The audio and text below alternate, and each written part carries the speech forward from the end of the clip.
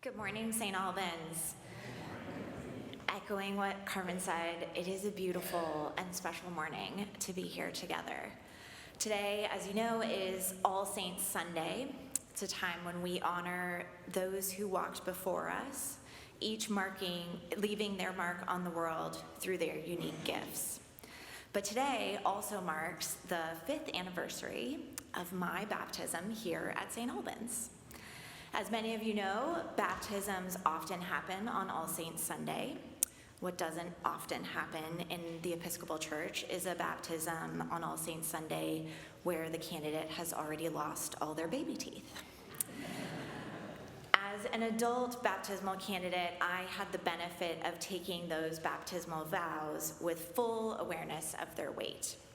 It was a profound experience, and I cherish the memory of making those vows here with all of you. Together, we promise to seek and serve Christ in all people, to respect the dignity of every human being, and to proclaim the good news of God. These commitments are at the heart of our faith, and they're also at the heart of this year's annual giving campaign, which we're kicking off today. The theme of our annual giving campaign is Make a Difference. Like good stewards of the manifold grace of God, serve one another with whatever gift each of you has received. Annual giving season feels, for me, as contemplative as Lent or Advent.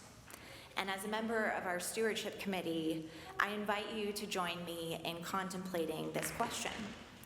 How do we build God's kingdom with the gifts we have, our time, our talent, and our treasure? Now, maybe it's because I took a career counseling course in the spring, or because I'm in the midst of a career change inspired by an attempt to identify and pursue work within my zone of genius. But when I think about honoring God by leaving my mark on the world, the idea of talent keeps coming up.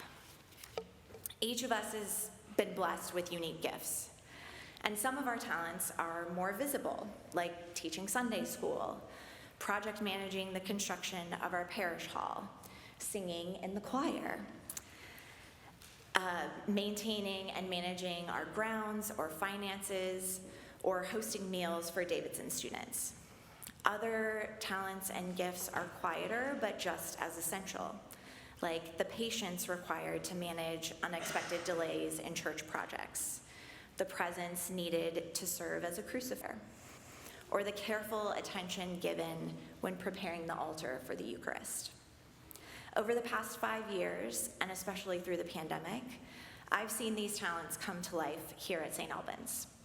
When church was less of a place and more of a feeling, you all kept this community alive and vibrant by reaching out, by showing up for each other, and by continuing to use your talents for God's purpose. Without a place to gather, we realize that church is in every one of us, and it's in the ways we use our gifts to support each other.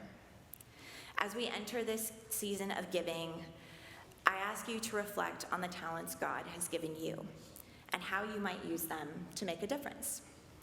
This community thrives because each of us contributes something unique, fulfilling our vow to seek and serve Christ in all people. Whether we're lending a hand at Feed and See, committing our time and hearts to mourn the faithful who walked before us, or sharing our resources, every offering matters. So as we consider how to make a difference at St. Albans in 2025, let's think about how we can serve each other and our community with our gifts. Together, let's build God's kingdom, and not just with the bricks and mortar, as wonderful as they are in our new parish hall, but with talents, love, and grace that live in each of us. Thank you all for being part of my faith journey, and thank you for the many ways you bring this church to life. Let's keep making a difference, just one gift at a time.